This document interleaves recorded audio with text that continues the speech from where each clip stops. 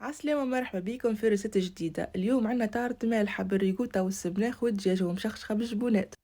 250 جرام فارينة، زدت عليهم رشة ملح و125 جرام زبدة تكون بحرارة الغرفة، حركتهم بالكدا وزدت عليهم 100 مليلتر ماء يكون بارد من الفريجيدير، لميتها لمان ومن بعد حليتها بالقلقال ونحطها في المول متاعي.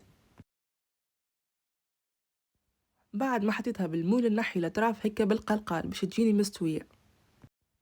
خليها ترتاح في الفريجيدير ونتعدو نحضروا الحشو. خديت شويه زيت زيتونه، راس بصل صغير، 250 جرام اسكالوب، فوحت بالثوم والملح والكركم، راس الحانوت والفلفل الأكحل، خلطوهم بالكدا ومن بعد زدت عليهم السبناخ نخلطو بالكدا، ما نزيدش الماء جمله حتى ليلي يذبل السبناخ الكل. توا بعد ما الحشو متاعي برد زدت عليه 250 جرام ريكوتا وعظمه ونخلطو بالكدا.